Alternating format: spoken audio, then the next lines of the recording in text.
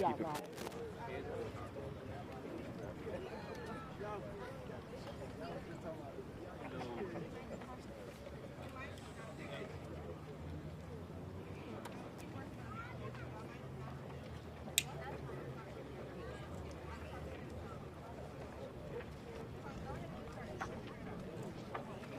Everybody, we're having trouble at the megaphone, so I'm going to need you all to tune in real quick. Our speaker is going to begin. Thank you all again for y'all presence. Please, please, listen up. The floor is yours. Good afternoon, everyone. Thank you so much for coming today. I know many of you attend Florida State University, attend FAMU, and are here to show general support for what transpired yesterday. My name is Andres Perez. I am the Students Demand Action Chapter President at Florida State University. We are gathered here to honor the victims and those affected by the tragedy that occurred yesterday. At this time, I ask you please join me for a moment of silence.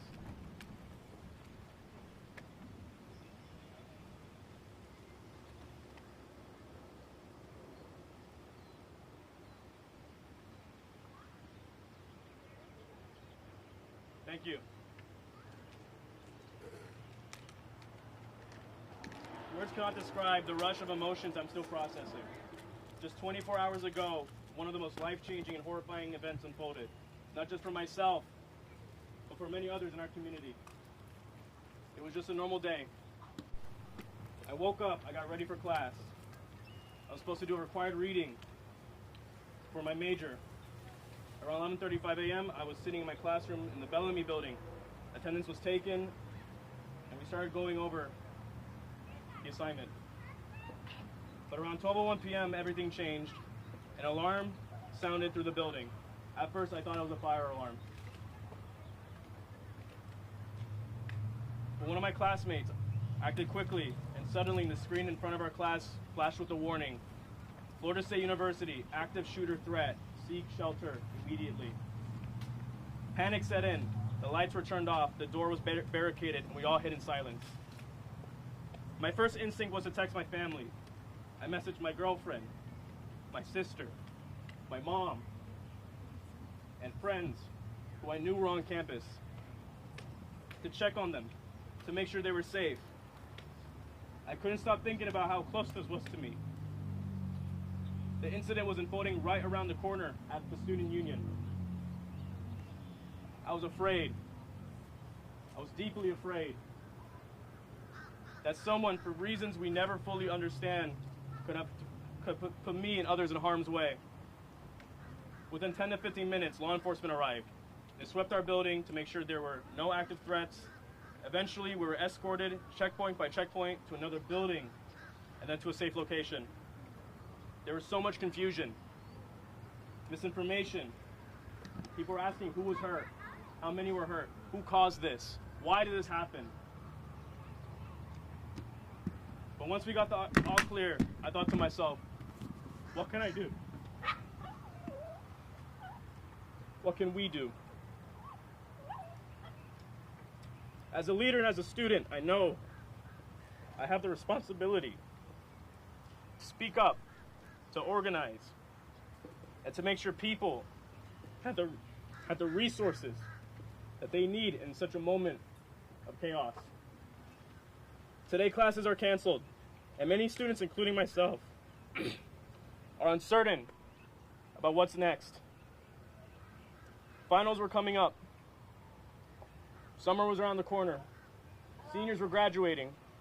Internships. We're going to travel the world. My kid. Yes, who's this? You hold your phone, please. So you got hooked. Speak into this. You hold the mic for him.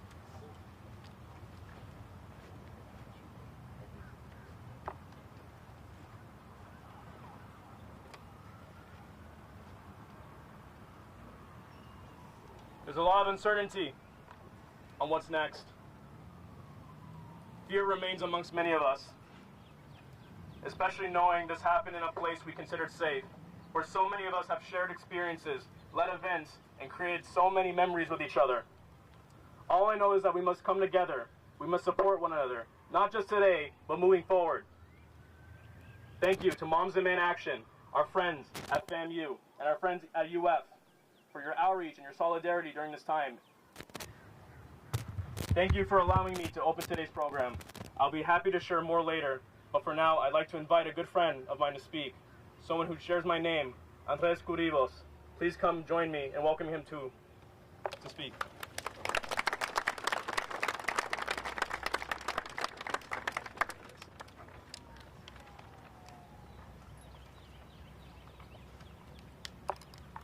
All right, can you folks hear me? Yes. All right.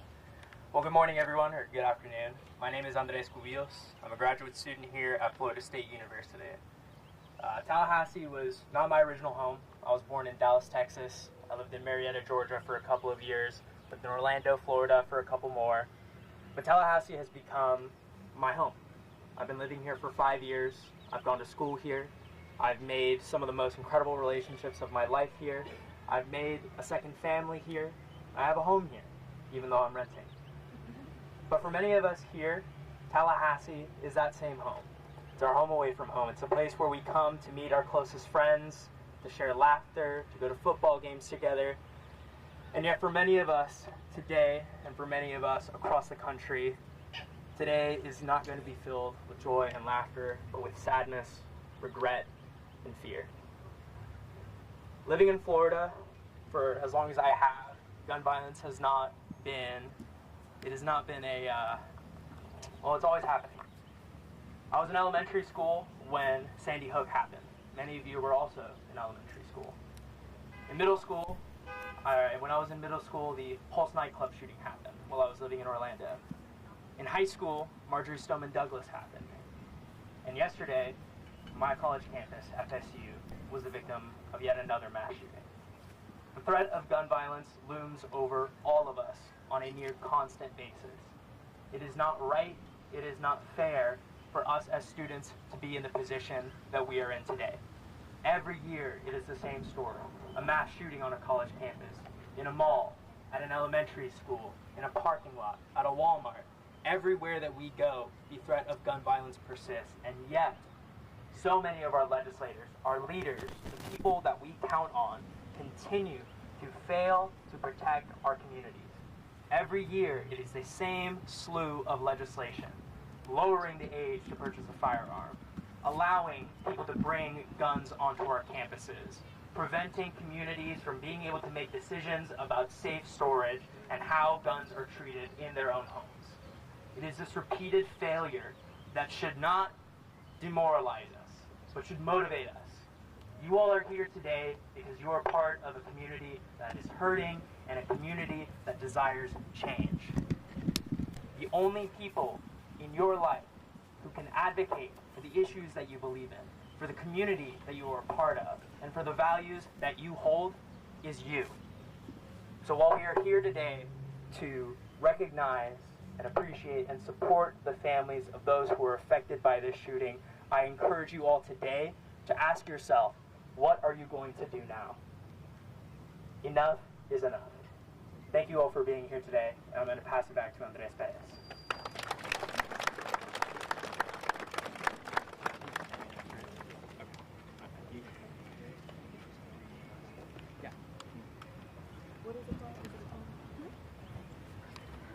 Next, we will have a poem presented by a member of the Voices Poetry Group.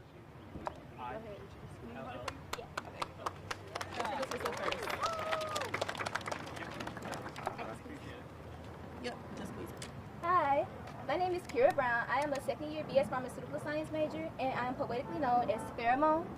The title of my piece is called Lesson Plan. Okay. The title of my piece is called Lesson Plan. I remember when schools taught us to... Slow down. Take a deep breath. Go ahead. Okay, I'm nervous, y'all. Let's give her a clap. Give her a lot of applause.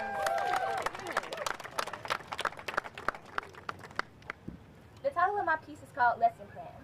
I remember when schools taught us not to run, hide, or fight. Running in the halls was a safety hazard. Be careful, you might trip. Hiding in the stalls between classes might cause your grades to dip. Fighting will lead to disciplinary action. You should be at school to learn.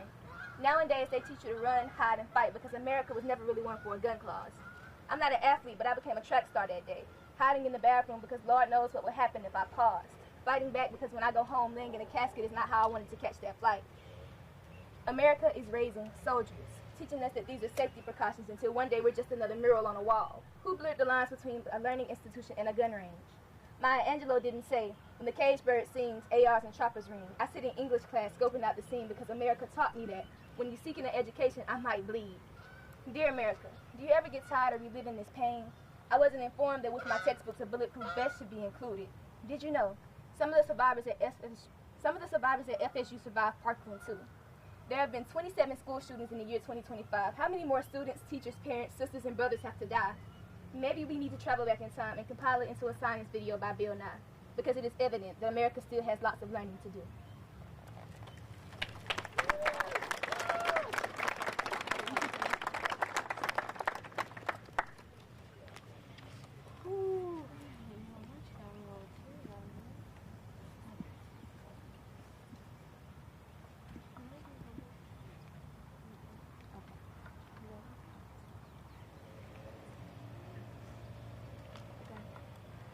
Next, I have my own message that I would like to share with you all today. First, I would like to thank you all for being here today. And on behalf of the FAMU chapter of Students Demand Action, I would like to express our deep condolences for FSU peers, parents, staff, and community. I want to speak to you all today about demanding a call for action. Just a few weeks ago, lawmakers just blocks away from FSU's campus voted to pass a bill that will lower the minimum age to purchase a firearm back down from 21 to 18, making it easier for more 18 to 20-year-olds to get their hands on guns. Yet, people aged 18 to 20 are 3 times as more likely to commit gun homicides than those over the age of 21. We know that gun violence is the #1 killer of American youth in our society. So to every organization that claims to be of service to the community, do something. Do not sit by and let this blow over as just another tragedy. Stand up. Let this light a fire to begin your political advocacy. We cannot wait for someone to save us. Justice delayed is justice denied. We all know someone who has been a survivor of gun violence, and we all have experienced we all have this experience that warrants our concern for our safety right here, right now, today. Justice delayed is justice denied. My heart is with those of FSU who are affected, but my mind and body is standing before you right now, demanding action, demanding justice right now. Stop silencing yourself. Stand up and demand action.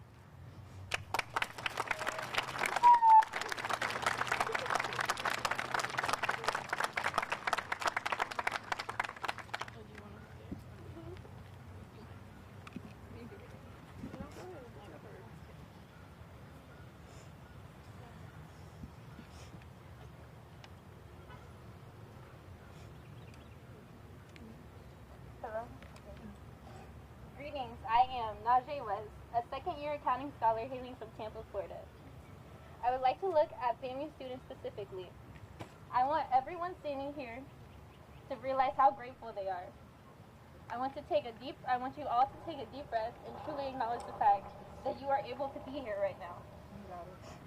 2 of the 3 colleges yesterday were invaded by school shooters.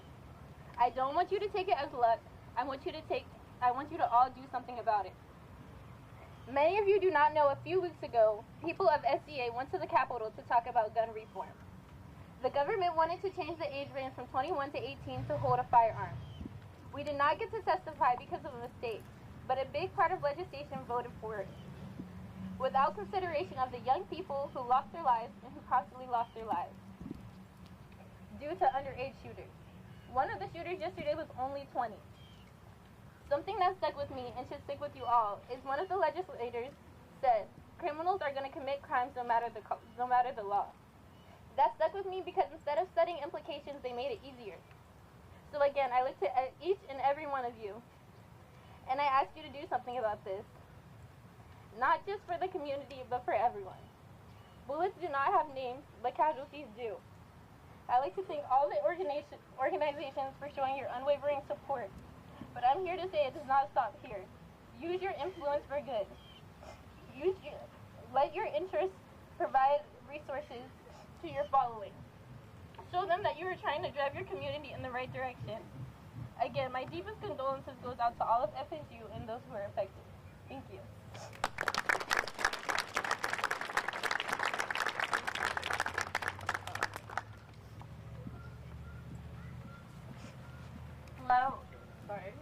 Hello, my name is Amanda Mason, and I'm the Vice President of Student Cement Action at FSU.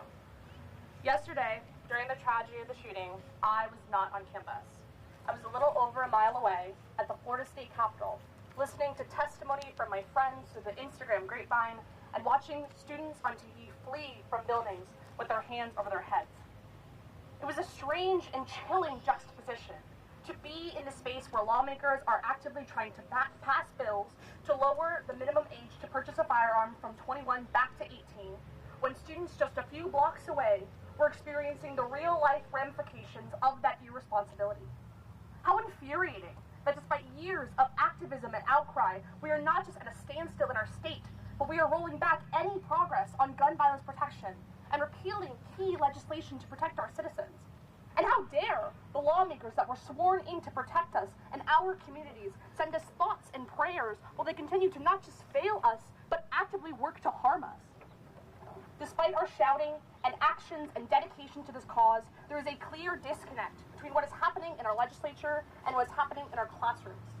It is up to us to bridge that gap, to call our lawmakers and force them to really look at what is happening and make them understand that they have the power to help us, to protect us, and to support us in their desire to simply attend school without being shot. Right now, there's a literal life or death need for every lawmaker at every level to fight for common sense gun laws. If not for us, their constituents, then their children and their grandchildren and their families.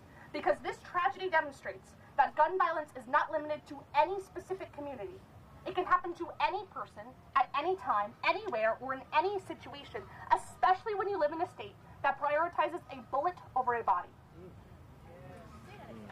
I don't want to devalue the power of prayer. Prayer and hope are two of the most valuable tools that we can have as activists. But while prayer can be fuel to a fire, it cannot cause a spark. Prayers without action are words in vain. Hope without change is meaningless. And if these lawmakers truly stand behind these claims of sympathy, they will commit to undertaking efforts to protect us and prevent gun violence once and for all in our state. And as for us, our community, I mourn those lives lost, and I promise not to let their deaths be in vain. While this is not the first act of gun violence that has occurred on our campus, we must commit ourselves to making every effort in preventing future senseless deaths. We pray for every student, faculty member, family member, alumni, and all our community members affected by this tragedy. But we do not just pray. We act, we fight, we speak out, we advocate, and we continue to do everything in our power to protect our classrooms and communities. Please do not hesitate to seek support from your peers. This is a difficult and trying time for all students in Tallahassee, and please remember that you are not alone in your grief. There are resources available to you. I wish peace upon the grieving families and a speedy recovery to those in hospital.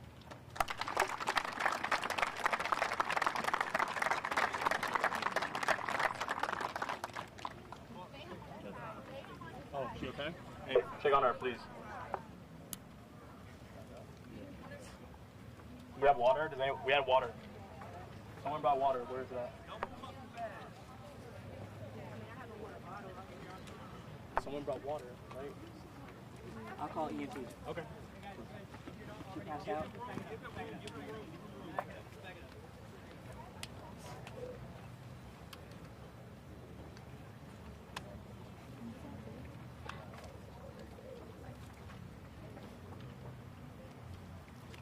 Jonathan, you got more water? Yeah, I got Please do not lock your knees. If you need water, please say so now. We have water. If you need shade, please take the time to stand under the shade right behind us, okay? Please, take care of yourself. Thank you. Across the street from the DOT building? No, we're near a big, like, open, yes, we're next to the playground. It's, you'll see. Hold on, it looks like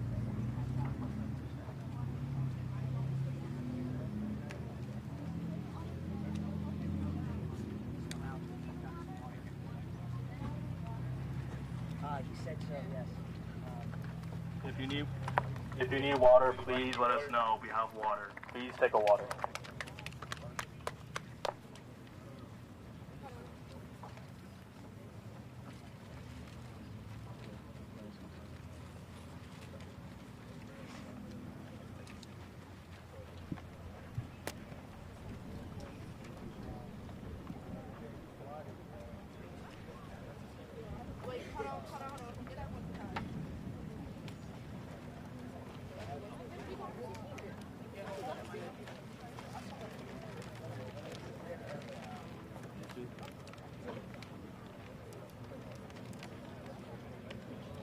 Is everyone okay? Everyone doing okay? Everyone over here, you guys okay? Sound good? On my left, everyone okay? Okay. I know it's hot. We're gonna go ahead and close this off so I can have everyone's attention just one more time, please.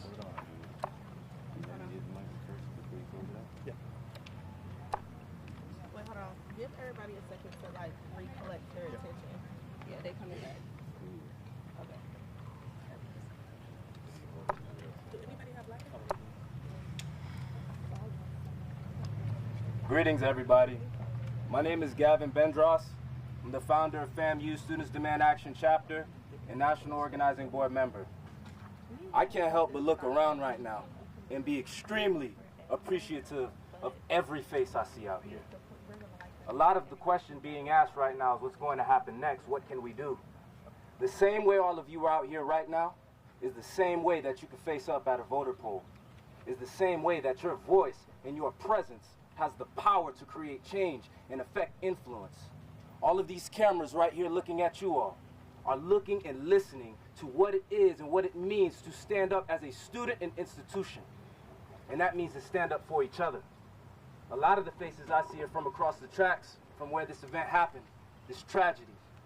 And a lot of the faces that we're going to see are going to be from those who've been affected. We don't have any names, but we have a number. And 6 is a lot more than 0. Everybody here, look to your left and look to your right. The person that you see right there can be a lifeline. And that person right there may also be enduring and going through the greatest struggle of their life. We have a lot of students that will continue to be affected after us. Why? Because not only are we facing legislation with being armed, we're also facing legislation against us in education. You are your greatest tool. Your mind is one of the most powerful tools. And your presence. All of these things are necessary to affect and influence change. Everybody here, you must look at yourself every day that you wake up and every night that you go to sleep. And remember that every time you step outside, your life is in your hands. The person next to you life may also be in your hands. But what can you do to encourage each other? Positivity, peace, patience, all necessary skills and attributes that we'll need to continue on this ongoing process. But one thing that you may never forget today is what you contributed. The peace that we provide to the families that have been affected, to those that are paying attention to us. I am extremely proud of every face I see. And you all need to continue to work on being in service, not just to the community, but to each other. We don't have anything if we don't have each other. At our school, we say family. That's a lot like what this looked like right now. Justice delayed is surely justice denied, but you can't deny something that you demand. Not when you do it every day. All the people that you see carrying signs and red shirts, Collegiate 100 and fraternities and service groups, Big Brother, Little Brother, Moms Demand Action, Students Demand Action, Sister, Sister. PBM, progressive black men, progressive men in general. All of you commend yourselves, and all of you continue to commit to action. If you want to see that change, continue to be that change. Continue to show up. Thank you.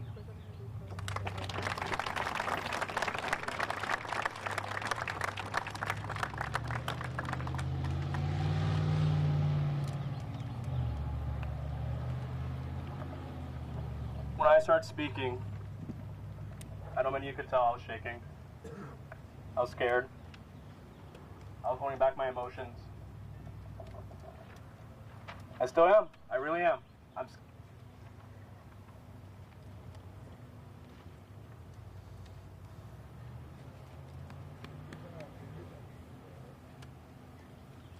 This.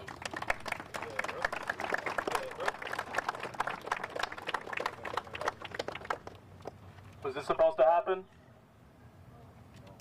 Was this supposed to happen? No. Was this supposed to happen? No. So why? Why? Why every day, every week? Not just in Florida, across the nation. I'm tired. I'm exhausted. And many of you are too. I've had to live it. My friends, my family have had to live it yesterday. And many of you have too. I'm tired. Where's Tallahassee Capitol? It's right there. It's right there. And what do they want to do? They want to lower the age limit to purchase firearms. They think more access to guns is going to make us more safe. Is that true? No. Is that true? No. So, what do we need to do? Act. What do we need to do? Act. What do we need to do? Act. What do we need to do? Act.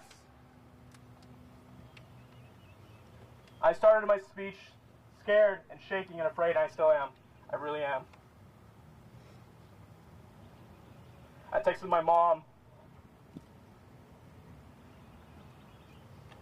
my family, my friends. I didn't know. I didn't know what was going to happen. Thank God I'm still here. Thank God I get to see many of you. Thank God I get to speak up here and talk about it and motivate each and every one of you to act. We lost 2 individuals yesterday. Many more injured. Many are traumatized. Many are shaking. They can't handle it. They went home. They can't stay on campus. I'm tired. I really am. This is more than just my story. This is more than just any of us. It's bigger than any of us. They want us to forget about Parkland. They want to forget about the shooting that happened on campus in 2014. They want to forget. Why? We have to remind them. We have to fight. We have to act. There are resources. There's a community here. We cannot forget this. We can never forget. I want to thank each and every one of you for coming here today.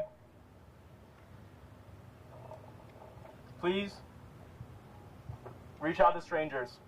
Reach out to people you don't know. There are students who are impacted by this all across the nation. And this day, yesterday, was a reminder of why we need to act, why we need change. Please, keep in connection with us. I want to thank my friends behind me for speaking. I want to thank each and every one of you once again. I want to thank the media for coming out, for spreading awareness about today's. We need more awareness. We need more conversation. This has to end. I'm tired. Are we all tired? Yes. Are we all tired? Yes. Then let's act and let's make a change. Please kick it.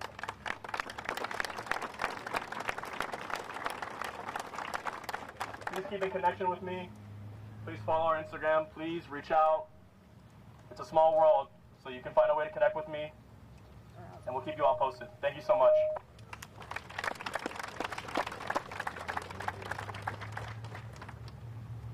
A lot of you all know me on campus.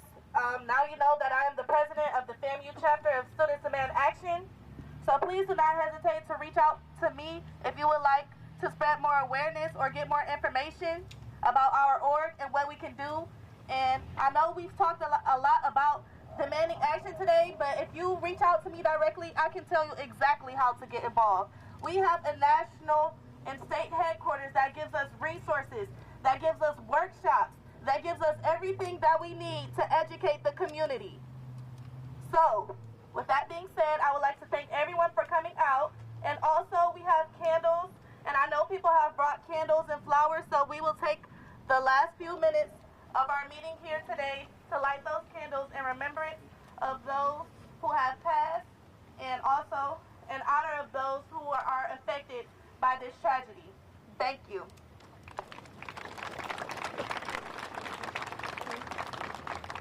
Yes. We will also have a prayer from Mr. Gatt.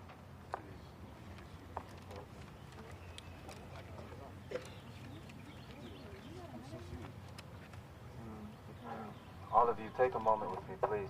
Close your eyes and bow your head. Father God, we thank you. We thank you for the mercy that you've had upon us today, and for the mission that you've put upon our hearts to gather here together, to find peace within comfort within each other. Father, thank you for all of the faces who've never seen one before, who will find comfort and solace in them today. Father, please continue to protect the families that await their loved ones within hospitals. And Father, the two souls that have joined you, please, as they look at us now, allow them to feel peace as we think of them and continue to fight for the cause. Father, we thank you, and humbly we ask you to continue to cover us as we continue to persevere forward. In Jesus' name we pray. Amen. Amen.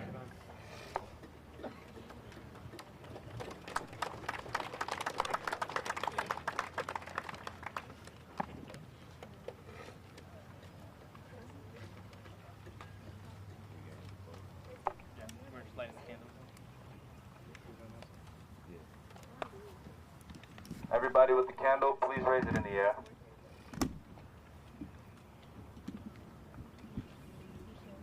If you can't light it, we understand that. But hold it high so they can see it. We'll come around with the lighter.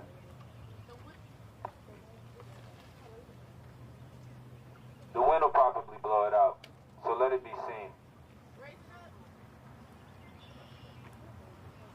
And those of you that don't have a candle, your presence is more than enough.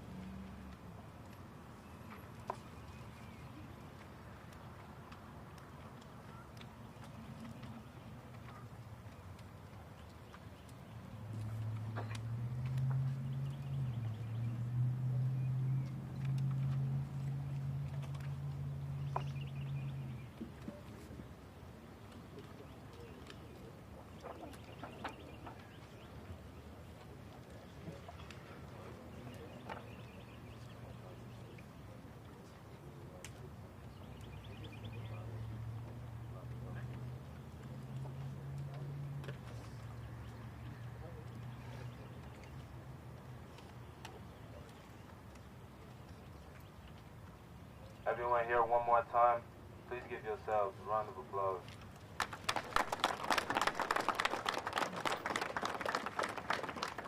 And if any of the victims' families are present or watching, all of these students here,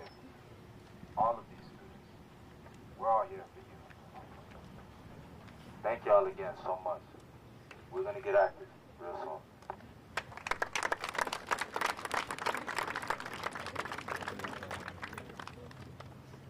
Thank you once again, everyone, for joining us.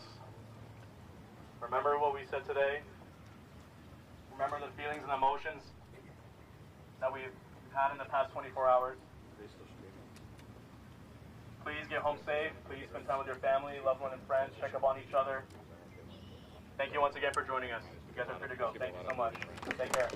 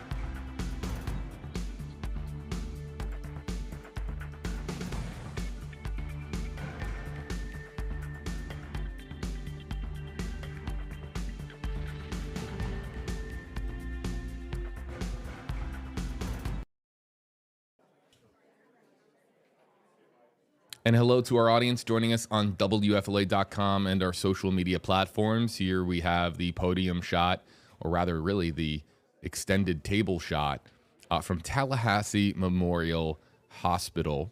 Calling a 1 o'clock press conference here today for an update on the 6 injured in the Florida State shooting yesterday, Thursday, April 17th, 2025. 2 people are dead as a result of the FSU shooting, and this press conference will be to give an update on the 6 individuals who were injured as a result of that shooting. JB Buno here with you as well. Ty Russell here with you in the Stream Center. It is good to have you with us, folks. We wish under better circumstances, of course. And Ty, this press conference is going to be getting underway here momentarily. Yeah, and I see that there are a lot of chairs here set up, so it'll be interesting to hear from so many of these people, and it's unclear if we will have some of the victims. We understand that yesterday the hospital gave an update saying that all of those injured were in, quote, fair condition. So it'll be interesting. I know that in previous mass incidents like this, when it comes to shootings, hospitals have been able to have at least some of the victims speak about their care and about their experience. It's unclear if that will happen. The camera is a little far away, so it's hard to see the nameplates from where I'm sitting. But yes, this is definitely a big deal with all of those chairs set up right there. All right, so we're going to step away from the mics for just a moment. We're going to take you live to the press conference shot and get everything ready for the 1 o'clock Eastern press conference that will be here live streamed from Tallahassee Memorial Hospital. For Ty Russell, I'm JB Buno. We'll be back in just a moment.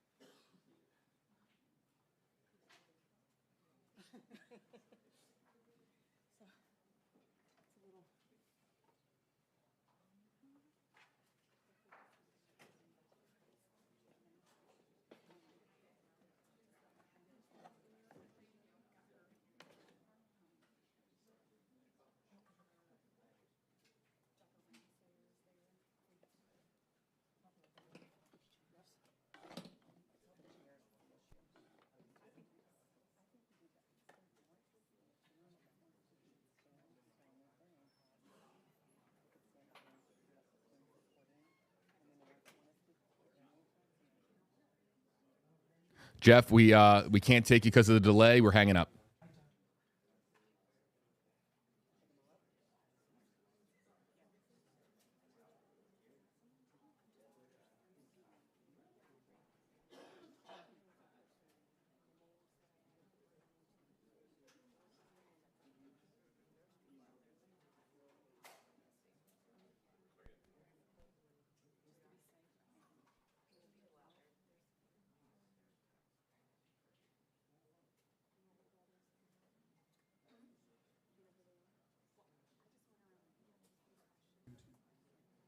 Thirty seconds.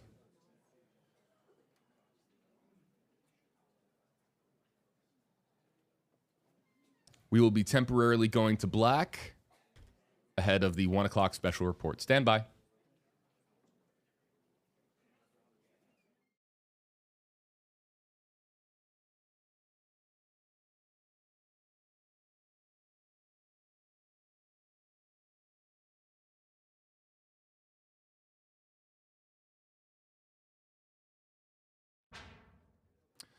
Welcome into WFLA News, folks. JB Buno and Ty Russell here with you in the Stream Center for a special report that will be broadcasting here live on WFLA News Channel 8, also streamed online on WFLA.com and the WFLA app. Good to have you here with us in the Stream Center for, again, a 1 o'clock press conference, Ty, that's going to be taking place here momentarily. This is a live picture, folks, in the center of your screen from Tallahassee Memorial Hospital, where we'll be getting an update on the 6 Florida State University shooting victims from yesterday, Thursday, April 17th. We know, of course, that 2 people are dead, 6 injured, and those 6 injured are being treated here, Ty, at Tallahassee Memorial Hospital. We'll be getting an update here momentarily. And we know the latest update that we received from doctors were that the 6 who were injured are in, quote, fair condition.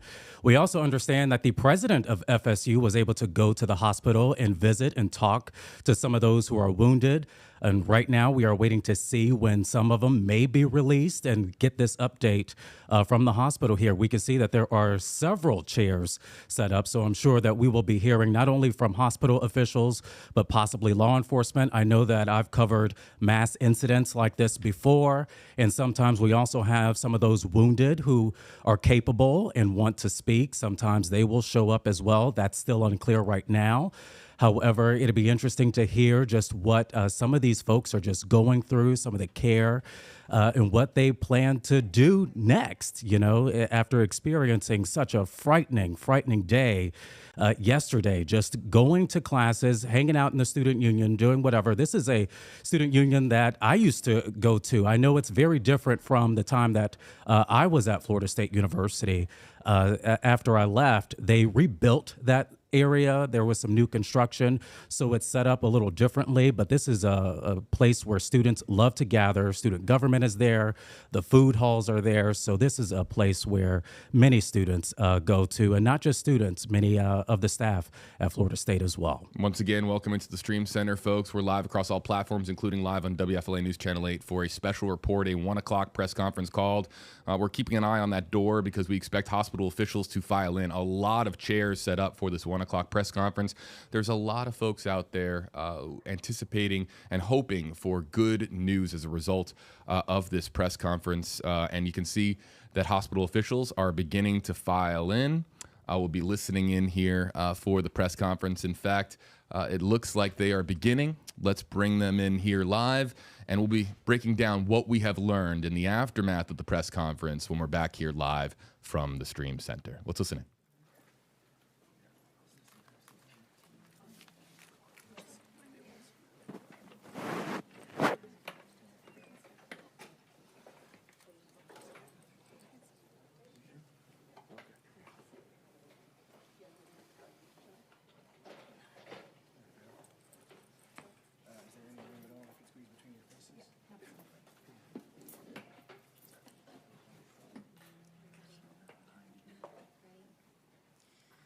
Good afternoon, everyone. Thank you for being here today. My name is Sally Bradshaw, and I'm the chair of the Tallahassee Memorial Healthcare Board of Directors. And on behalf of our 6,000 healthcare workers, it is my sad responsibility to open this gathering today. TM is a really difficult time for our community. We're here today to provide an update on the medical response and care following the tragic incident that occurred on the FSU campus yesterday. Our goal is to be transparent, informative, and respectful to those impacted, while also protecting patient privacy. I want to take a moment to thank the first responders, law enforcement, and emergency personnel whose swift actions helped save lives. Our emergency room and trauma team are the very best, and their dedication to this community is really without equal. It's just one example. In the last 24 hours, we've had so many additional physicians, nurses, and other healthcare workers not on shift come in to volunteer their time to make sure that all our patients are getting the best possible care. Joining me today are key members of our medical team who have been directly involved in the response efforts. They'll share updates on patient conditions, they'll explain the medical protocols we have followed, and answer questions as appropriate. But first I want to invite Dr. Richard McCullough, President of FSU, to make a few brief remarks. Dr. McCullough.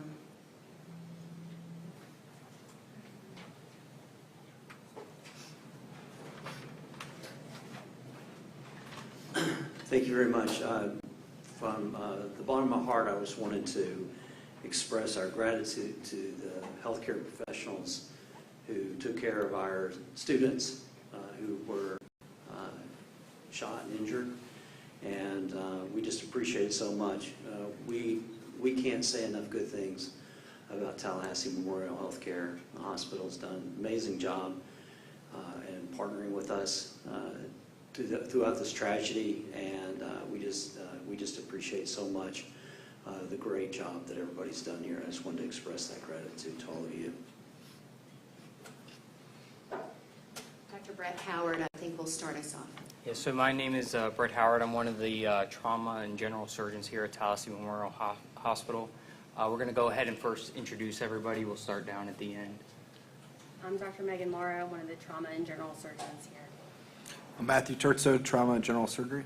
I'm Patton Pennington. I'm one of the general surgeons and trauma surgeons. Melissa Amundsen, maxillofacial trauma. Joey Gerard, general surgery. Matthew Ramser, trauma and general surgery. Jared Robertson, colorectal and general surgery. Shelby Blank, general surgery and breast surgery. Tracy Graham, emergency medicine. So shortly before noon yesterday, we were notified of a event occurring on FSU campus.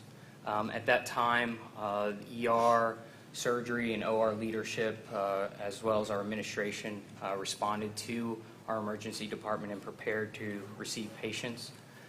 Shortly thereafter, we began receiving patients. Those were gunshot wounds to extremities, chest, abdomen, all in rather stable condition. We activated certain resources that we have. This is unfortunately things that we trained for, although do not expect to occur, but we were prepared and activated certain resources. We in total received 6 patients. All 6 were in stable condition upon arrival. 3 of them did go to the operating room and have since been out of the operating room. All 6 of them today are in stable condition, one which is in fair condition given a serious injury. We do feel that all will make a full recovery. 2 of them are possibly going home today, which we're extremely proud of. Overall, you know, like I said, unfortunately we do have to prepare for these sort of events, and I can't speak enough for the team that's here and the team that's not here. Our community, especially our medical community, is extremely close. You know, everything from our law enforcement, our EMTs, firefighters, FSU, you know, is a really big part of this hospital, and so that relationship, as well as the relationship between our nurses, our techs, our doctors, really is why things here went very smoothly, and I am extremely proud of all of them. We will open up for some questions.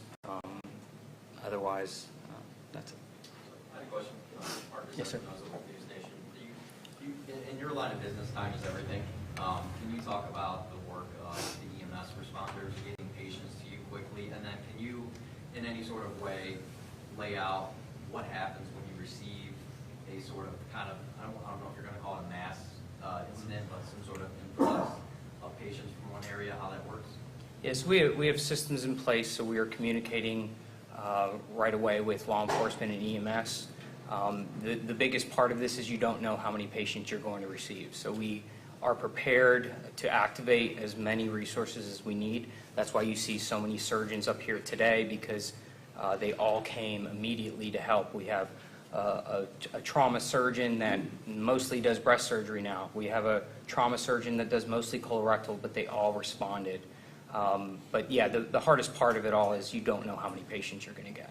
Dr. Howard, can you talk with respect to patient confidentiality about the types of injuries that you were able to treat? I mean, you have a variety of different surgeons up here from a variety of different disciplines. So what kind of injuries were you faced with? Yeah, so Dr. Ramsey, if you want to give a little more detail on that.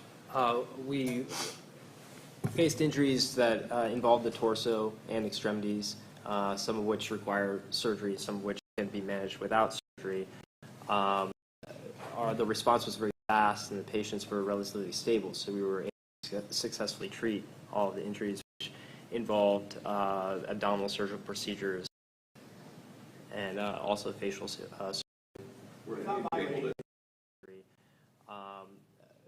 The response was very fast, and the patients were relatively stable, so we were able to successfully treat all of the injuries, which involved abdominal surgical procedures and also facial surgery. Are you able to tell us ages of any of the victims, any sort of demographic information? No, sorry, we can't give you any of the specific age details or details related to the patients. Were any of you able to talk to any of the patients and describe their attitude coming in? Obviously, they're shock and trauma, so what was that like? Yeah, so they were all, and I've said this on other interviews, very, very brave. You know, there's the moment of shock, but all were able to talk to us, kind of give us, you know, how they're feeling, where they're feeling pain. But, you know, all of them were very clear-minded and able to converse with us. Trying to get some clarity on the number. You said 6 total victims treated here. Does that include the suspect, or is he treated elsewhere? And were all of these gunshot victims? Yeah, so 6 patients, that's all I can tell you. Were they all gunshot victims? Yes. Doctor, can you clarify when you say fair and stable, is one worse than the other at this time? So one we'll say is fair, mostly because of some of the symptoms related to the seriousness of their injury, but still should make a full recovery. We keep hearing from students on campus that this has shattered their sense of safety and security. I'm wondering how you guys are doing after you've gone through what you went through, and also, I was here in 2014 for the mass shooting then. I'm wondering if any of you were here as well, and what that's like to go through several mass shootings. Dr. Blank? I was, it was, you know, obviously a little more of a limited situation, but I think, you know, unfortunately, you know, traumatic violence is something that goes on, whether it's a few over the course of a weekend versus many compressed into a couple of hours. Obviously, this gets a lot more attention than than the injuries and the gunshots that happen on any given weekend in any given community. So I think it's, you know, it's something unfortunately you don't ever want to be inured to, but I think that, you know, we were very lucky.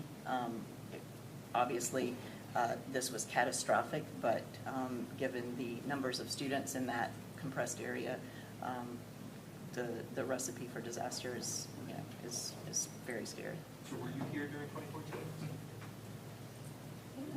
2014, you know, one of those students, all the students survived, but one did have non-state miscommunication. You know, when you say all of the patients are expected to make full recovery, will they have lasting issues like that?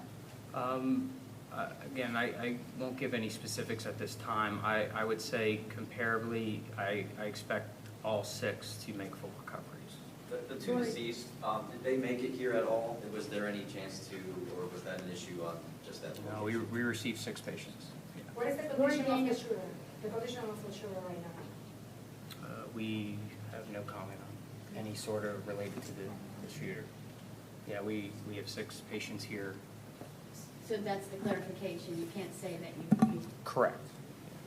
and you can't say that they're students or not. Correct. So you have 6 victims here of a mass shooting. How does it work with them being treated? Are they on the, say for instance, they don't have insurance, the victims, are they on the hook? Do they have to pay, or does the state pay, or how does that work? We treat every patient the same. There, all of that is handled separate from what we do. So yeah, again, we don't check insurance cards. As far as the injuries are concerned and the caliber of weapon used, could you get into those details at all? Were there multiple types of calibers? I only say this because there was an eyewitness who told me they believe they heard 2 different types of guns used by the gunman. Yeah, I don't have any specific information on that. The patient was in fair condition. Was that the one who required facial surgery, or did you say? I can't speak to that, sorry. Is there a patient that required facial surgery? Yes.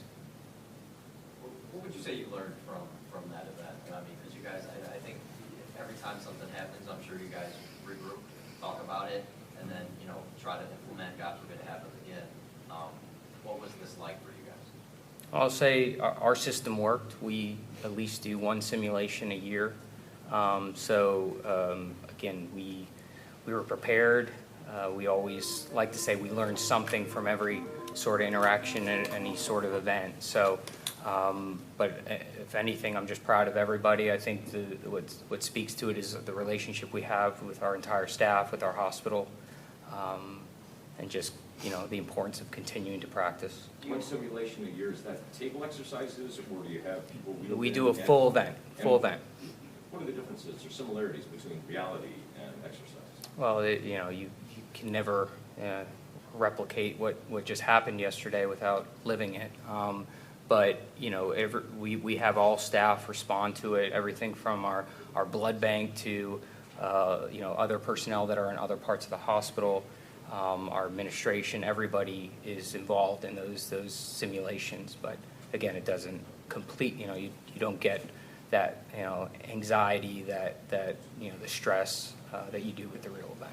Doctor, when you talk about injuries to the face and torso, how fortunate are some of these victims to be able to walk away and make it to recovery? Yeah, so definitely very fortunate. Dr. Amundsen is our oral maxillofacial surgeon, so I'll let her speak a little bit more without going into details related to that. I'm sorry, what kind of question do you have about? How fortunate are some of these victims to walk away being able to make a full recovery, even though they received wounds to the face and the torso? Yeah, fortunate. I mean, we treat a lot of these types of injuries here, actually, ballistic injuries in particular. And so the course is generally protracted several months, but we always return them to full function at the end. We've got time for 2 more questions. We need to let them get back to work. Members of the community, I mean, is there, if they want to help, is there blood that's needed, or just how can they kind of help themselves? No, I'd say at this point, the best thing for the community is, just support each other. We know that there's a lot of advocates out there. We know we have our chaplain services. We have a lot of services to kind of cope with what's just happened. So we don't need any sort of blood donations, although I always say go out and donate blood. But yeah, no, nothing like that. Given the location of the hospital being so close to the university, kind of the time thing we all know is most important, right? I mean, the people on the ground probably got them to this stage. But you guys figure that all of it worked probably to your advantage by having it. Yeah, absolutely. We are a level 2 trauma center, the only within a certain distance, in the Big Bend. So we know what role we play.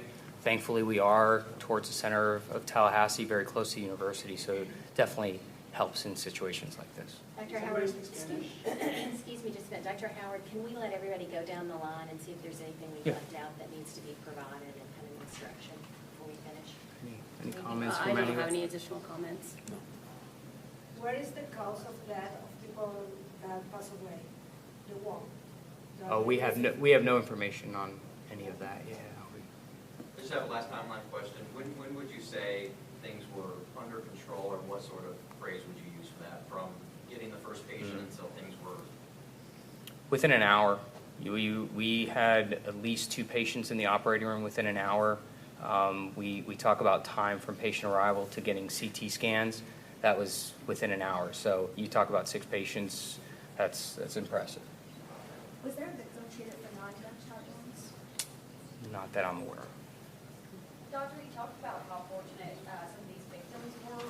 Could centimeters have made a difference for any of them?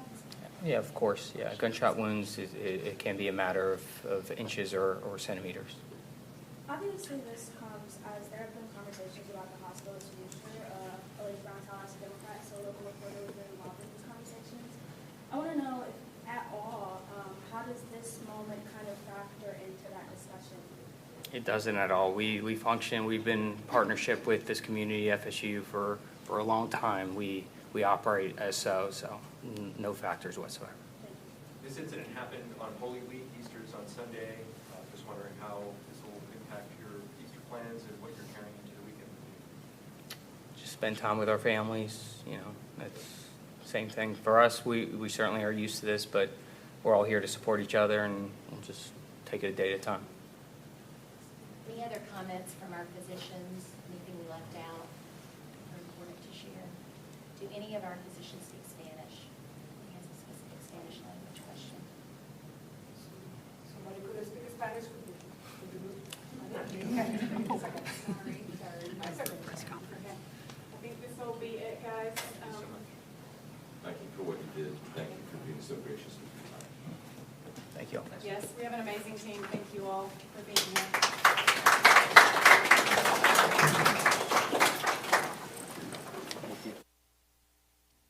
A round of applause for the doctors, nurses, hospital officials that treated 6 FSU shooting victims yesterday after the horrific shooting that occurred on campus that left 2 dead and multiple, as we understood it yesterday, sent to the hospital. Now learning a little bit more about the victims that were sent to the hospital yesterday. Because of HIPAA laws, can't find out too much about who the victims are and whether or not they are students and their relationship to the university, what they were doing on campus, but we are getting some more information.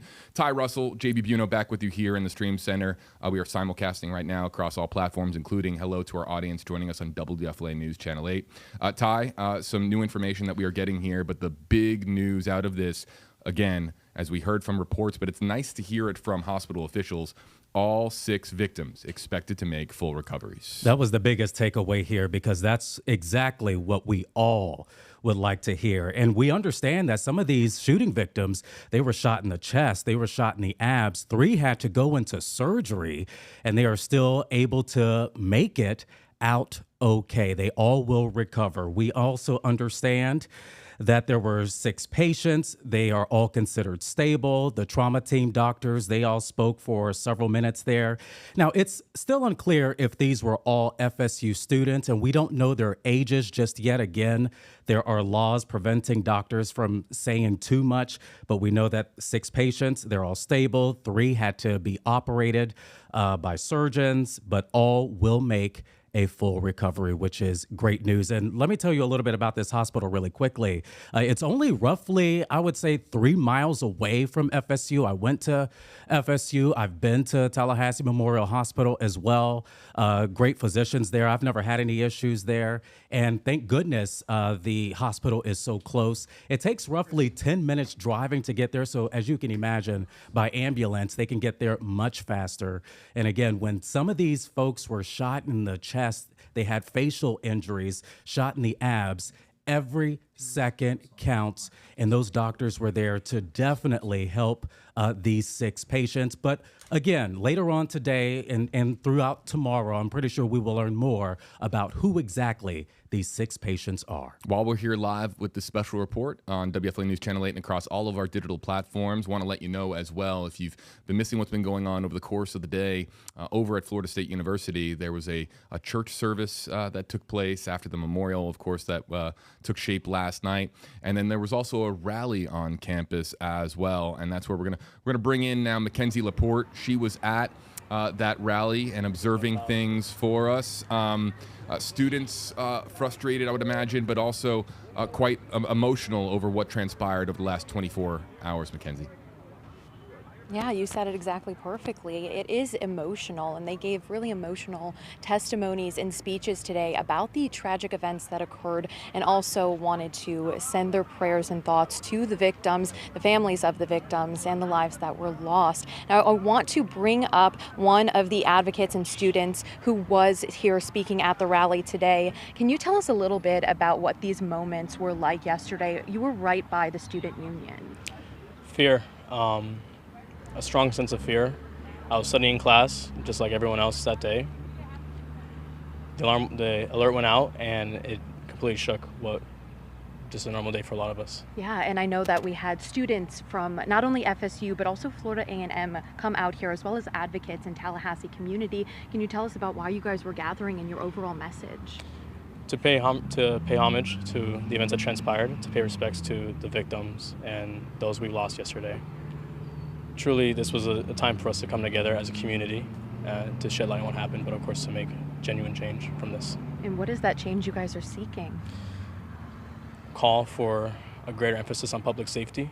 There's legislation that's being passed that's attempting to lower the age limit to purchase firearms from 21 to 18. And unfortunately, it's come to yesterday for a community such as the students here in Tallahassee to come together. But we're hoping that something from this, that a greater change comes from what had happened. Yeah, and I know in your speech earlier you said you were tired and frustrated from seeing other shootings happening across the country and even in the state of Florida.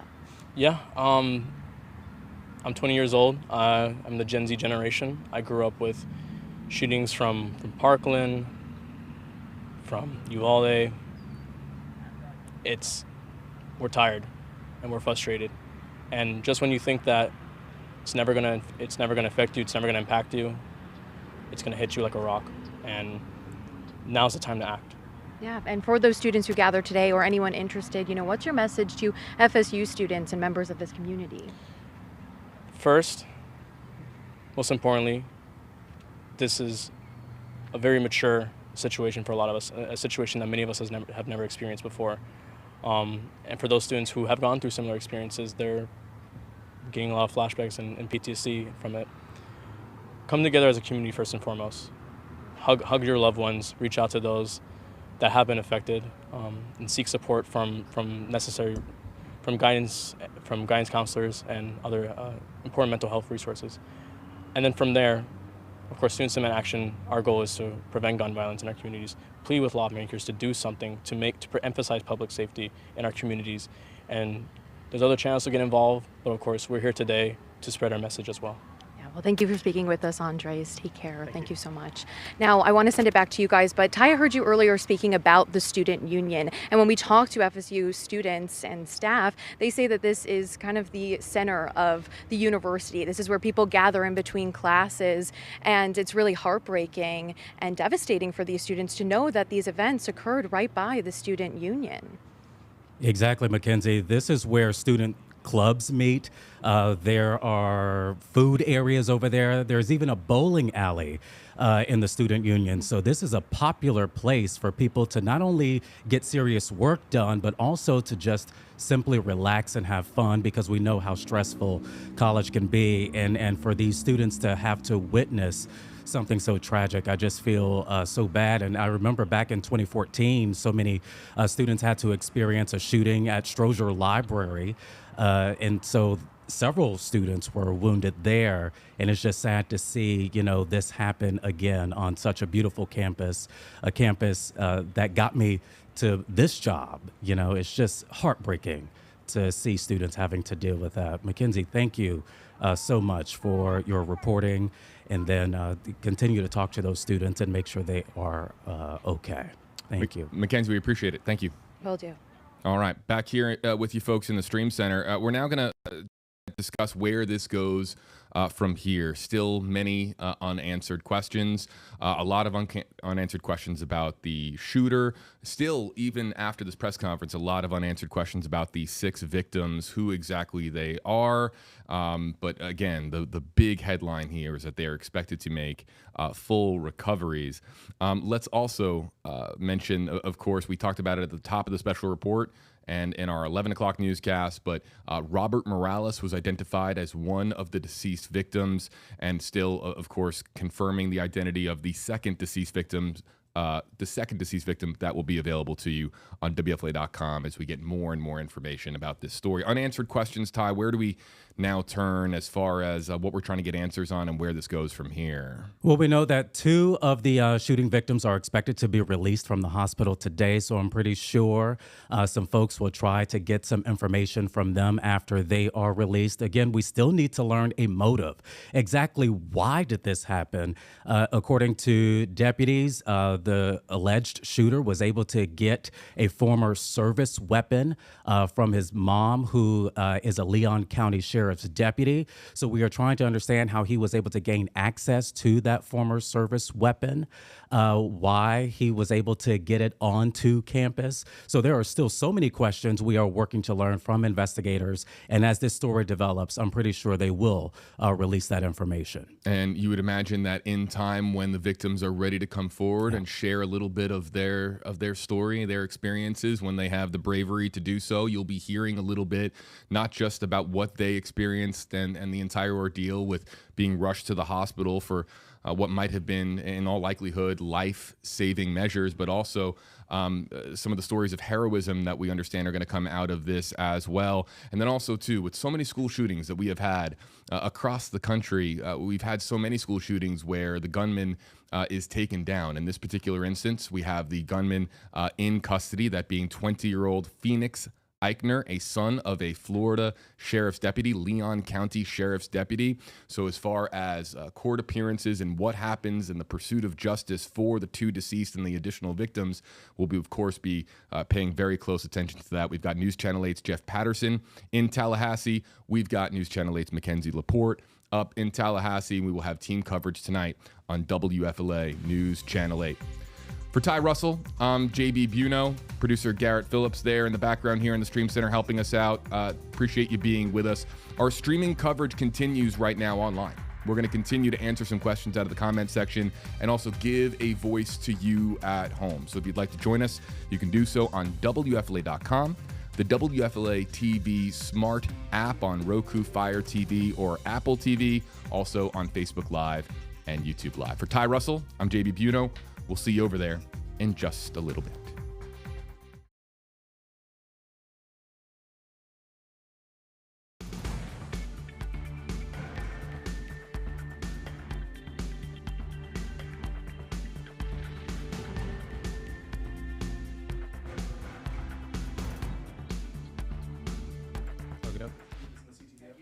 Yes, please. We'll stay live for our audience a little bit longer. Hello there to you folks. Welcome into the Stream Center. That was a special news report on WFLA News Channel 8. Ty Russell, JB Buno here with you. We're now going to take this opportunity to answer some questions. If we're still live on Facebook, we'll see if the team left us up on Facebook for a little bit. Otherwise, what we'll do is just really highlight some of our YouTube questions and comments. And you can use hashtag HeyJB, hashtag HeyRussell. You don't even really have to use our hashtag system. We're just here to answer your questions. But Ty, why don't we recap one more time just the main nuggets of information that we learned at the 1 o'clock press conference. Yeah, the main takeaway from that news conference that we heard at Tallahassee Memorial Hospital is that all of the patients who were wounded, they will be able to make a full recovery. There was probably a sigh of relief from the journalists, from the other doctors, from everybody in that audience. Including Jeff Patterson, who you heard there, right? Yeah. You heard his very deep voice. I heard him asking questions and a sound of relief in his voice too, sure. It's like, thank goodness. Yep. And we also understand that 2 of those patients are expected to be released sometime today from the hospital, which is good. But when the patients arrived at the hospital, doctors say some had wounds to their chests. to their abs. Some had facial injuries. 3 had to go into the operating room to get surgeries. So this was definitely serious. Tallahassee Memorial Hospital is roughly 3 miles away from FSU. So thank goodness it was close, because every second counts in situations like that. But again, 6 patients, they are all stable. They will all make a full recovery. 2 could go home today. Yes, and while I know that the text on the bottom of your screen says all 6 FSU victims, that was during the context of us bringing you the hospital press conference. So now that the hospital press conference is over, please allow me to just remind our audience that we have, I'm going to update it, 2 deceased victims, one being a food service worker by the name of Robert Morales. And, using labels like that, Robert Morales is much more than a food service worker. We will find out a whole lot more about who he was in life rather than the label that he's been attached to in death. So that will be coming out in short time. We'll learn more about him. We'll learn more about the other deceased victim, who we are working to confirm the identity of, and then the 6 victims, yes, that are in the hospital being released from the hospital. But yeah, Ty, there's going to be stories of true heroism undoubtedly to come out of this, and people that might have kept the death count at 2 and the injury count at 6. Yeah, because the student union is a popular place for people to go. There are rooms there for student clubs to meet. There's a student government. There's a bowling alley. There are restaurants there. I mean, this is the center of campus where students, and not only students, but staff and other folks just go to relax, to have fun, to study, or to even host events. So a lot of people are there, and I know from being on campus myself, I know the culture. I know the heart of many of these students. When I was there, we all helped each other out. And I just know for a fact that students were helping each other out, and I cannot wait to hear some of the stories to spotlight on the love that these students have for each other. And even though, of course, it's a big campus, 44,000 students, you don't know everybody, but in moments like that, that's your brother, that's your sister. You are going to try to save as many people as you can and help them out when gunfire is going off. So a lot of awesome students at FSU. A lot of bravery there. Yeah, Misty in our comment section saying prayers to all the victims and students as well as the parents, whom I'm sure were also under extreme duress, no doubt. I mean, my God, can you imagine being a parent in those moments? Probably freaking out doesn't even begin to describe what that must have felt like. You're probably just crippled in pure panic, trying to get as much information as possible to ensure that your child is okay. Really, and that applies to others as well. If you have a loved one on campus, someone who works there as a faculty member, even if you're somebody in Tallahassee, I'm sure it's an uneasy feeling to hear of the news of a mass shooting unfolding. Ty, I know this really hits home for you and your connection to FSU. Remind me, because you and I work together. But so, what years were you over at FSU? You were there for your 4-year degree. Yeah, I was there from 2007 to 2011. I was there with some prominent people who are currently in state government, like the Speaker of the Florida House, Danny Perez. He was our student government treasurer at the time. I mean, a lot of prominent people came out of FSU. I enjoyed my time there. I was heavily involved there with student government, with other clubs, with marketing, of course, with television. It's just a great place where I grew, and I'm thankful to FSU's because I'm doing what I learned there, when it comes to this job. It's just a great institution, and it's heartbreaking to hear that another shooting has happened. I remember when I was in the business, I was working down in Fort Myers at the time when that shooting happened back in 2014 at Strozier Library. That one broke my heart. And just to hear that this one happened at the Student Union breaks my heart again. My siblings, they all went to Florida State after me because I went there and I talked highly about the school. One of my sisters, she worked in the bowling alley at the Student Union. Wow. So yeah, so it's definitely in the family and my blood. My friends, I have my best friends.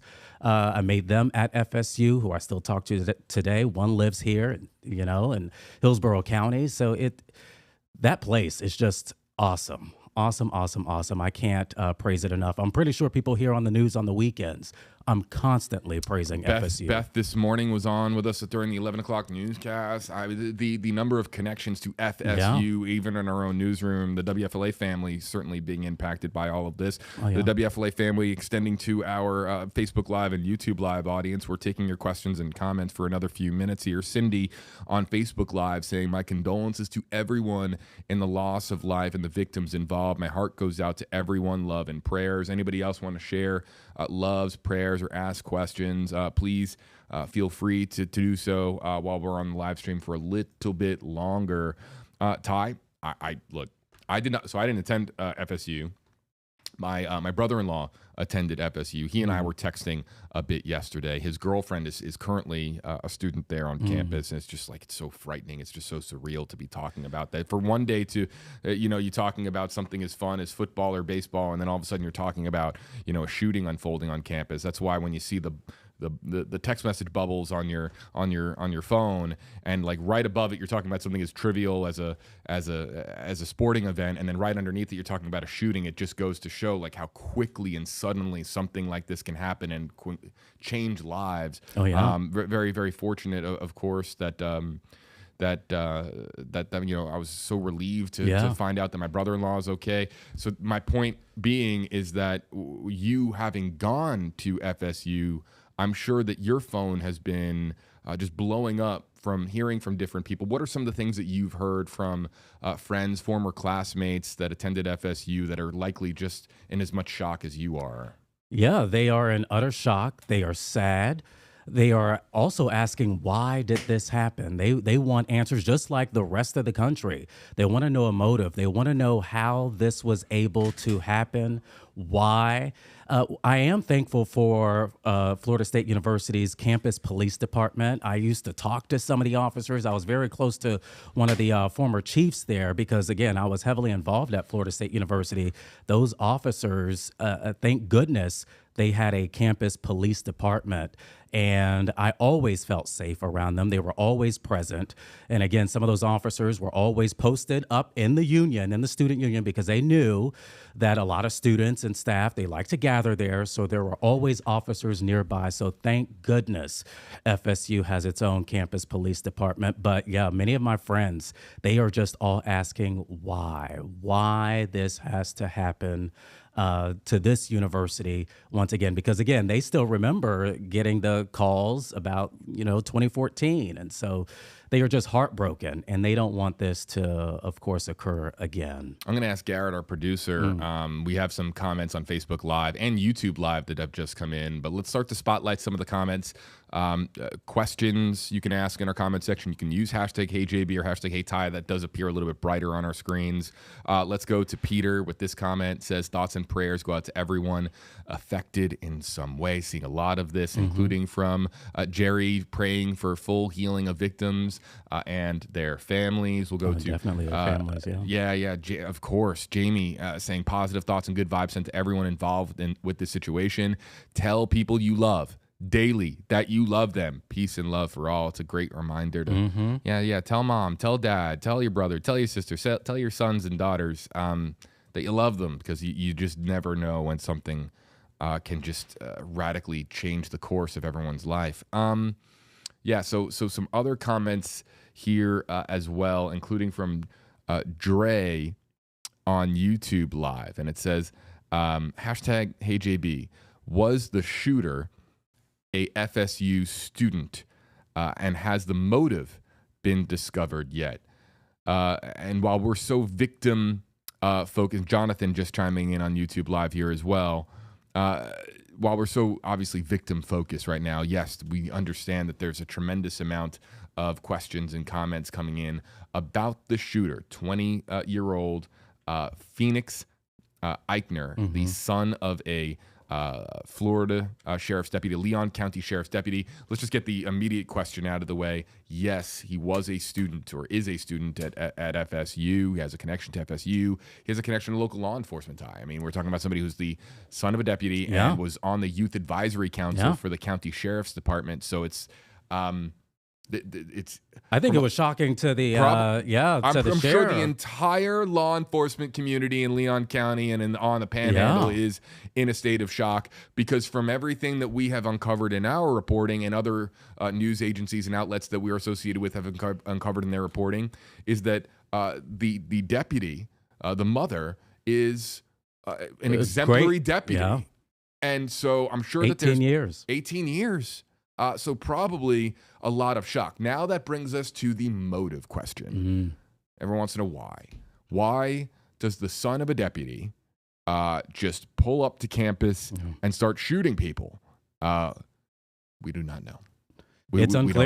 We don't know. Yeah, but I'm pretty sure investigators are talking to their coworker, of course, the alleged shooter's mom, to try to get information from her. And of course, I don't know the condition or what state of mind the alleged shooter is in, but I'm pretty sure investigators want to talk to him to just try to understand exactly why. Did you get your mom's former service weapon? Yes. And use it against your own peers on a public campus like Florida State University? I'm glad you bring that up, because yes, it was a former handgun that was it was in service from his mother, the deputy, and then it was held onto for personal use. And look, there's been a lot of questions. We understand that there's been a lot of questions as to whether or not that's interesting. The wording, Ty, that I get the most is, will she be held accountable? And then I think with a situation this significant, with this much loss of life and just fracturing that feeling of safety that you have on a school campus like FSU's, and the 6 injured, and just the amount of lives impacted by this, everything is going to be put under the microscope. Yeah. And so when people ask, is she going to be held accountable? I think that goes. You would imagine that goes for anyone involved in a situation like this. But there has to be a law broken for there to be accountability. That the level of accountability that people are seeking when it comes to the deputy in this particular respect. So an investigation will be held, Ty, undoubtedly, and they'll look into whether or not all policy with the sheriff's department, the sheriff's office, was followed. They'll look into whether or not any laws were broke. People want to know. I mean, again, we're talking about her son being an adult, 20 years old, had access to the firearm. Were any laws broken? If there were no laws broken, let's just say there were no laws broken, then she's not going to face any charges. Now, is there any penalty with the sheriff's office? Was any sheriff's office policy, because that people forget that, right? Because you could violate the law and then you're charged with a crime, whether it's a felony or a misdemeanor. If you break the law, you're going to be charged with a crime. That's usually how it works, right?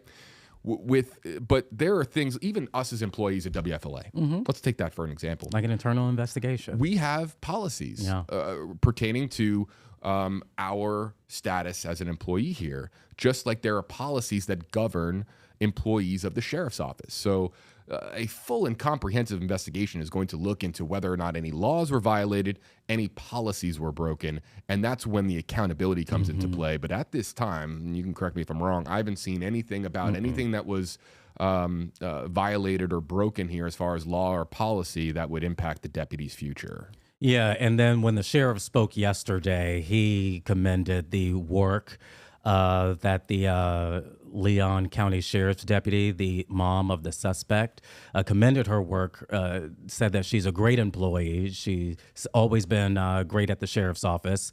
But I'm pretty sure they will still, follow the law and probably hold an internal investigation just because a Leon County Sheriff's deputy is involved. So the sheriff's office will most likely have its own internal investigation to see if any policies were broken there. And then as well as, the county has its investigation, and then the FBI, the state. So there will be lots to learn in the coming months and possibly over the next year when it comes to this exact shooting right here. Yeah. So let's get to some other questions and comments. It's going to be a last call for our questions and comments on the WFLA Facebook page, the WFLA YouTube page. And yeah, let's throw this up here as well. WFLA.com/comment is actually the direct way to get into our queue here in the Stream Center. So if you want to really get your comment on screen, you really want to get our attention, whether it's a question or prayers or something you want to share, a perspective, a story, go to WFLA.com/comment. You can scan the QR code there in the bottom left of your screen because we have about another 5 minutes or so on the live stream before we have to wrap up. Let's go to Don in our comment section. Says prayers to all who have lost loved ones. Yeah, I would say even, I was thinking about all those families as well, Don, of those that, my goodness, think of the 3 victims that were on the operating table, and all the uncertainty surrounding the operations that had to take place yesterday at the hospital too. Thinking of them, and those parents who probably don't live in Leon County, far away. Like I'm from Miami, so I can only just imagine the drive that some of those parents had to make yesterday. Oh, just heartbreaking. I didn't even think of this. I'm so focused on the victims, but Ashley brings up a good point. They need to push back finals for all these kids. Oh, yeah. I mean, there's still the ongoing education for so many people at FSU. So, and this is the end of the semester. Right. Yeah. So, I mean, my goodness. How are they gonna, you being a former FSU student, I mean, finals are coming up. Yeah. This is, I can't say unprecedented because it did happen a decade ago. So, what month did that shooting happen in? I'll ask Garrett to look that up. The shooting that was, I know it was 2014. It was at the library. It was either during midterms or finals, something like that. I don't know if it was April or November, December. Right. I wonder if it impacted, like at the end of a semester. Yeah, finals are finals can be an enormous part, of course, of completing the semester, achieving your grade, achieving your degree. It can be. In November. It was in November. Yeah. Okay, so Garrett, thank you to Garrett Phillips, our producer behind the scenes here. So it was a November shooting. That's right on the heels of, finals are usually are like early December, right? Yeah. Usually you get back from Thanksgiving, you finish up a couple classes, and then... So to answer the question, I haven't heard any announcements about how this is going to impact when classes resume. I'm pretty sure the deans, along with the FSU president, who we heard from in the news conference, McCullough, I believe they will probably discuss that. That will definitely be a question because having students, jump right back in. I know that classes are scheduled, at least right now, to resume Monday, but having some of these students jump right back in, that'll probably be a little tough, but I'm sure that the deans, along with the FSU president, will have that discussion. Let's get to some other comments that are coming in. Tamra, been patient. I appreciate this one. Any idea when police will hold another news conference? I think it's fair to say, I'll speak from, put my journalist hat on for a second, or I'm really always wearing my journalist hat, but just, as far as answering this from, I guess the best way to put it is from a journalist who's covered multiple school shootings in the past, both on live stream and, just as a reporter in the field. I can assure you that there will be more police updates. There will likely be more news conferences. And I'll ask Garrett here. I'll ask you as well, Ty. I haven't seen anything yet about another news conference, right? No, not yet. I'm looking on the X page for the Leon County Sheriff's Office, and I haven't seen an update just yet because I'm pretty sure they would be the ones most likely leading this investigation, along with the FSU Police Department. But I haven't seen an update. And usually they want to wait until they're able to release information that won't taint the investigation. That's exactly right. So that's probably why they're waiting just a little bit. They want more answers. They want to find out the motive first and see who else they need to talk to, because there are so many witnesses too in the student union. So they probably have to talk to a lot of people. Yep. Let's get this one from Tammy as we start to wrap up here with your final questions and comments on WFLA.com/comment. Yeah, we can check if there's any comments over there, Garrett, if any comments have come directly into the queue. Facebook Live, YouTube Live, on the lookout for your final comments here as well. Tammy, how did, I would imagine he retrieved the gun, did mom keep a service revolver in a safe? How the gun was stored is going to be, of course, a key part of the investigation. And look, with the mother, you know, I guess it's really interesting, right? Yeah. From the deputy's standpoint,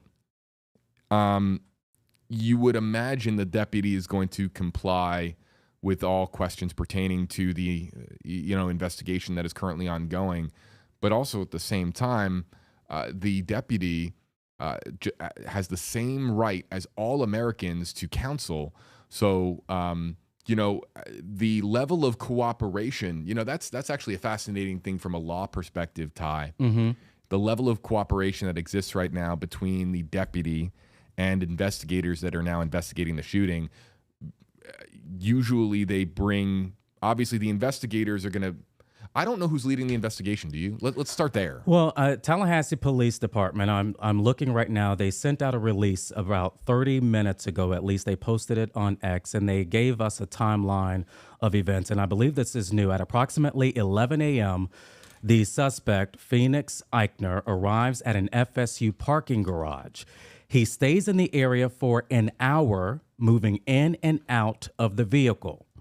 At 11:51 a.m., Eichner leaves the parking garage. Now, sometime between 11:56 and 11:57 a.m., the first shot is fired. Eichner walks in and out of buildings and green spaces, firing a gun. By 11:58 a.m., multiple 911 calls report a male actively shooting on campus, simultaneous to a police response by nearby officers. And then at 12 noon, the suspect is shot by responding officers and taken into custody. And where I was going with my previous thought is, I don't know if this is a situation involving IA. I don't know if internal affairs is necessarily the correct division within law enforcement to handle this, because she's a deputy, and I believe if Tallahassee Police is investigating the incident on campus, then it would be the investigators of Tallahassee Police investigating a deputy. It's not necessarily, you have to wonder, do the Tallahassee Police investigators know the deputy? Is there any, is there any prior relationship there if they have worked together? Because the fact that it's a deputy's son, and the Tallahassee Police Department investigating, Leon County isn't that big. No. I mean, it is not. Everybody knows each other. Everyone knows each other. So what's going on behind the scenes right now? We can. Yeah, and then they can also call the Florida Department of Law Enforcement in for help, the state police, and they're the ones. And every time we say FDLE, they usually investigate like officer-involved shootings, stuff like that. Yep. So they can get help too from FDLE to try to make sure that there's no conflict of interest. That's exactly right, and that's what I was getting at earlier. Because will FDLE step in as the lead investigative agency in the case? No, that wouldn't raise any eye. That would be non-surprising to any of us. So very curious how this now proceeds, because obviously, yes, we have been very victim focused and focused on the victims on this live stream and in our prior coverage. But at some point, this is really going to shift as the victims get released from the hospital, as we hear more of their stories. Inevitably, this is going to then become more focused on the shooter, the motive, and the investigation and the pursuit of justice, and how that takes shape in the days, weeks, and months ahead. That's probably, that transition is probably happening sooner rather than later. Any final thoughts, Ty, before we wrap up? No, just TPD, Tallahassee Police Department. They're continuing to interview witnesses and victims following the shootings, and this remains an open investigation. Ty Russell, JB Buno here with you in the Stream Center. We really appreciate you being with us across all platforms. We are live right now on the WFLA Smart TV app. That's on Apple TV, Roku, Samsung TV, Fire TV, For people that prefer watching it on their smart TVs at home, we're also on YouTube. We're on Facebook. We're in a lot of different places. And wherever you are watching from, we appreciate you joining us and sending prayers, along with so many of you in our comment section, prayers to the victims, families, to the FSU family impacted by this terrible, terrible tragedy. All of our articles, stories, everything that we've talked about here on this live stream, you will be able to find it and updated information on WFLA.com and the WFLA mobile app. For Ty Russell, I'm JB Buno. Thanks so much for joining us, and we will see you next time here on WFLA Now's coverage of the FSU shooting.